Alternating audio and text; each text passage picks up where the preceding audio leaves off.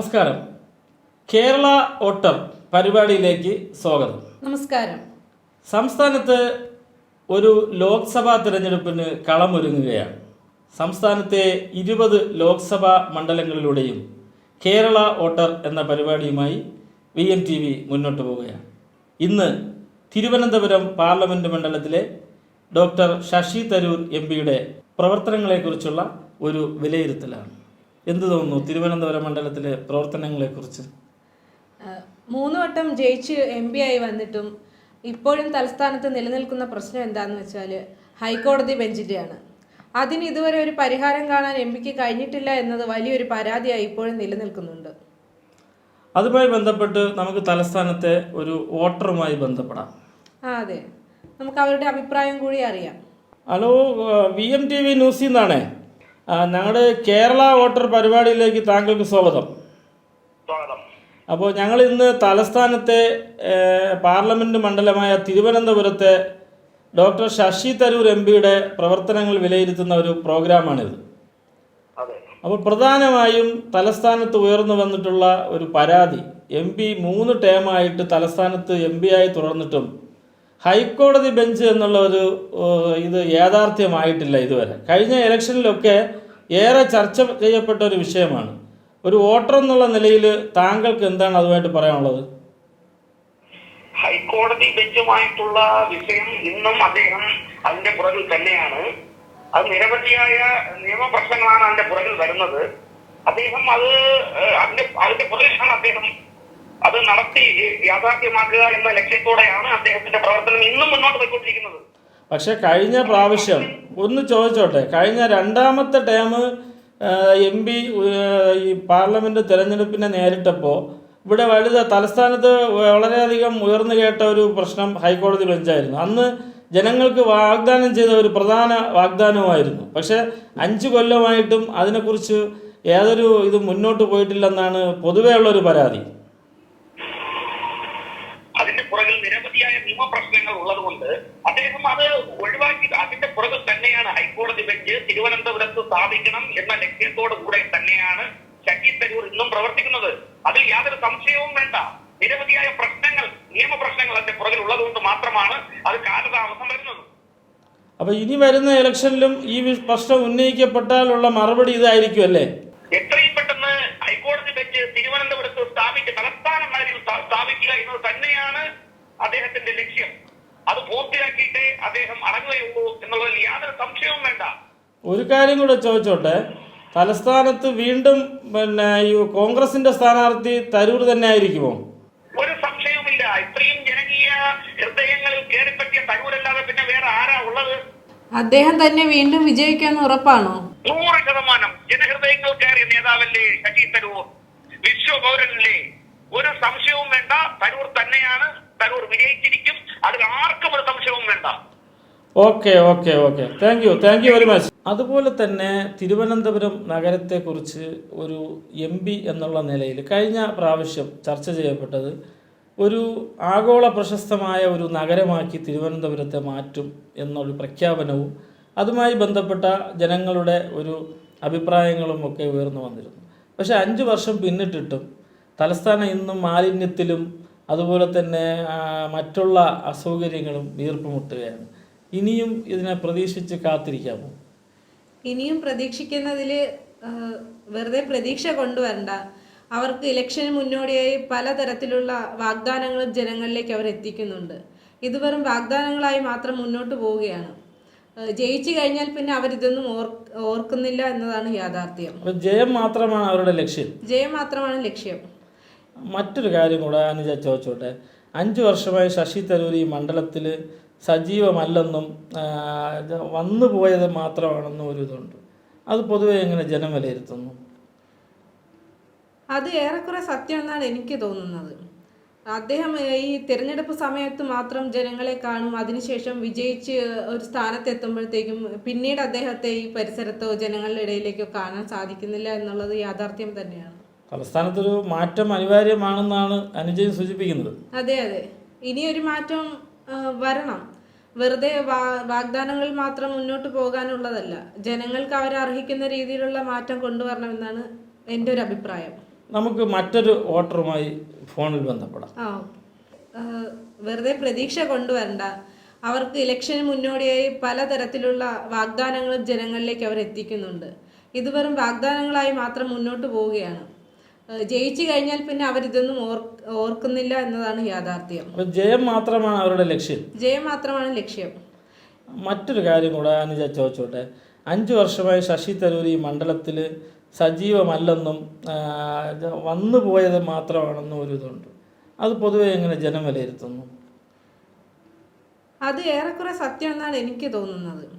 അദ്ദേഹം ഈ തിരഞ്ഞെടുപ്പ് സമയത്ത് മാത്രം ജനങ്ങളെ കാണും, അതിനുശേഷം വിജയിച്ച് ഒരു സ്ഥാനത്തെത്തുമ്പോഴത്തേക്കും പിന്നീട് അദ്ദേഹത്തെ ഈ പരിസരത്തോ ജനങ്ങളുടെ ഇടയിലേക്കോ കാണാൻ സാധിക്കുന്നില്ല എന്നുള്ളത് യാഥാർത്ഥ്യം തന്നെയാണ്.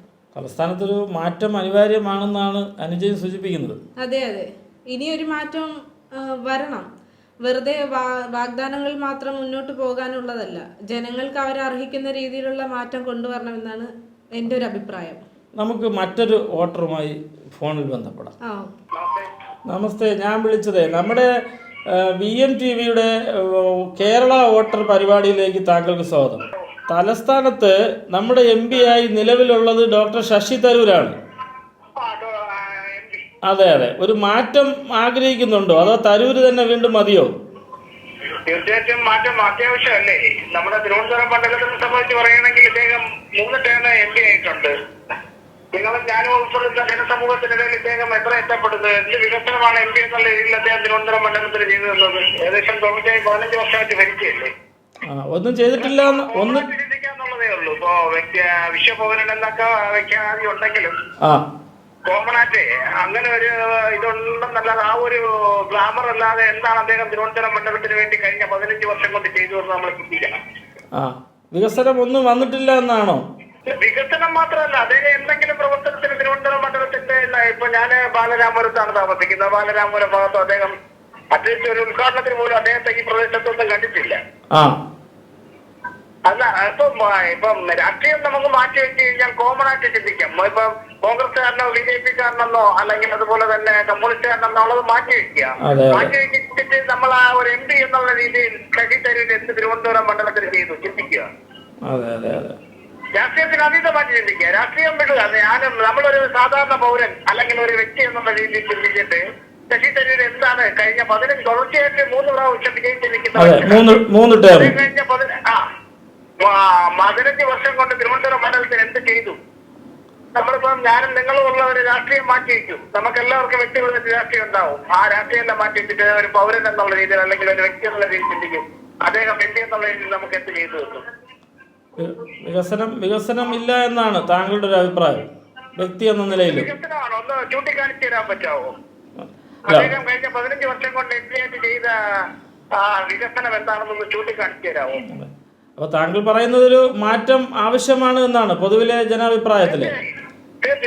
അതെ അതെ, ഓക്കെ ഓക്കെ ഓക്കെ, താങ്കളുടെ അഭിപ്രായം പ്രകടിപ്പിച്ചതിന് നന്ദി. Okay, thank you. അതുപോലെ തന്നെ തിരുവനന്തപുരം പാർലമെൻറ്റ് മണ്ഡലത്തിൽ തീരദേശങ്ങൾ ഉൾപ്പെടെയുള്ള പ്രദേശങ്ങൾ ആകെ ദുരിതത്തിലാണ്. കാരണം വെള്ളപ്പൊക്കവും ഓക്കിയും അതുപോലെ തന്നെ രാജ്യം കണ്ട മഹാമാരിയായ കോവിഡുമൊക്കെ തീരദേശത്തെ ജനങ്ങളെ വല്ലാതെ വലയിച്ചിട്ടുണ്ട്. തിരുവനന്തപുരം പാർലമെൻറ്റിൻ്റെ ഒരു പ്രധാന ഭാഗമാണ് തീരപ്രദേശം. ഈ പൂന്തറ, വിഴിഞ്ഞം, പെരുമാതുറ ഉൾപ്പെടെ ഇങ്ങനെ വരുന്ന ഒരു തീരപ്രദേശമാണ്.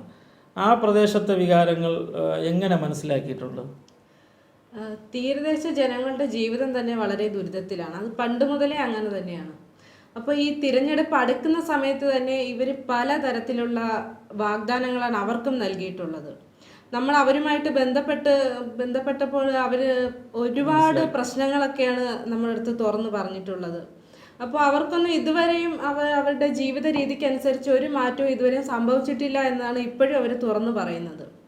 തിരഞ്ഞെടുപ്പ് അടുക്കുമ്പോൾ ഇവർ സ്ഥാനാർത്ഥികൾ അവിടെ ചെന്നിട്ട് അവർക്ക് ഒരുപാട് വാഗ്ദാനങ്ങൾ നൽകിയിട്ടൊന്നും ഒരു കാര്യവുമില്ല. പിന്നീട് അവരെ തിരിഞ്ഞു നോക്കാൻ പോലും ആരും ചെല്ലുന്നില്ല, കാണുന്നില്ല.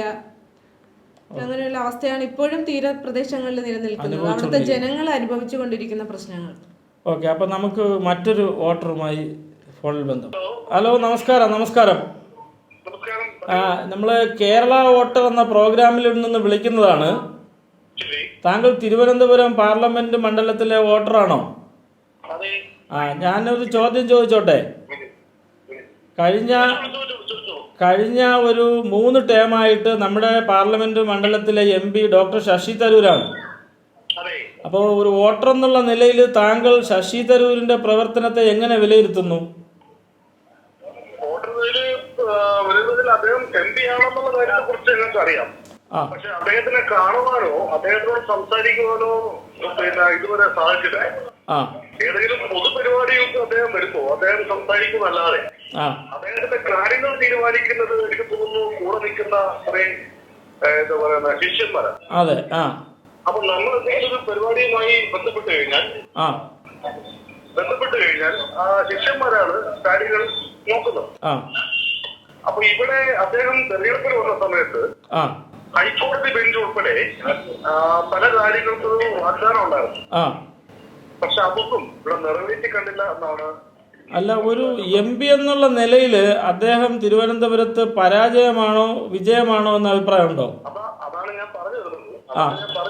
MP എന്ന നിലയിൽ അദ്ദേഹം പരാജയമാണെന്ന് പറഞ്ഞ് ഈ പറഞ്ഞ കുറേ വാഗ്ദാനങ്ങൾ, ഈ വാഗ്ദാനങ്ങളൊക്കെ പറഞ്ഞ് തെരഞ്ഞെടുപ്പിൽ ഓരോ തവണയും ന്യൂനപക്ഷത്തിന്റെ വോട്ടുകൾ എടുത്ത് തന്നെ പറയാം, ന്യൂനപക്ഷത്തിന്റെ വോട്ടുകൾ വാങ്ങി ജയിച്ച് പാർലമെന്റിൽ പോയതിനു ശേഷം ഇവിടെ ന്യൂനപക്ഷത്തിന് വേണ്ടി എന്ത് ചെയ്തു? അപ്പോ തീർച്ചയായിട്ടും തലസ്ഥാന നഗരിക്ക് അദ്ദേഹം ഒരു പരാജയമാണ്, വിജയമല്ല. പിന്നെ ഈ ഇപ്പോ നടന്ന ബാബറി മസ്ജിദിന്റെ വിഷയത്തിൽ പോലും ഇപ്പോൾ അദ്ദേഹം കൊടുത്തൊരു പ്രസ്താവന എന്ന് പറഞ്ഞാൽ ബാബറി മസ്ജിദിൽ നടന്നത് പഴയ ഒരു സംഭവമാണ്, അത് നിങ്ങൾ മറക്കുക. അതാണ് പറഞ്ഞത്, ന്യൂനപക്ഷത്തിന്റെ വോട്ടുകൾ വാങ്ങിപ്പോൾ തെരഞ്ഞെടുപ്പിൽ മത്സരിച്ച് ജയിച്ച ഒരാള് ഇപ്പൊ വീണ്ടും ഇത്തരത്തിൽ സംസാരിക്കുകയും മണ്ഡലത്തിൽ എത്ര നടന്നെന്ന് ചോദിച്ചാൽ എനിക്കറിയില്ല. അദ്ദേഹം ശരിക്കും നിയോജക മണ്ഡലത്തിൽ വീണ്ടും മത്സരിക്കും എന്ന് കരുതുന്നുണ്ടോ? അദ്ദേഹം മത്സരിക്കുമെന്നാണ് സ്വയം പ്രഖ്യാപിച്ച് നടക്കുന്നതാണ് എനിക്ക് മനസ്സിലാക്കാൻ പറ്റും. കാരണം ഞാൻ ഇതുവരെ ഈ പത്രങ്ങൾ വായിക്കുന്നൊരു അറിവേ ഉള്ളൂ. മാത്രമേ ഉള്ളൂ. മത്സരിക്കുമെന്നാണ് പൊതുവിലുള്ള സംസാരം. പക്ഷേ ഇനിയും അദ്ദേഹം മത്സരിക്കണോ, അദ്ദേഹത്തിന് ഒരു MP ആകണോ? കാരണം പ്രവർത്തിക്കുന്ന ഒരു MP പോലെ, തലസ്ഥാനത്ത് വികസനങ്ങൾ വരുന്ന ഒരു MP പോലെ എന്നാണ് എനിക്ക് ചോദിക്കാനുള്ളത്. അതെ, മത്സരിച്ചാൽ വിജയിക്കുമോ അദ്ദേഹം? ഇനി മത്സരിച്ചാൽ വിജയിക്കുമോ?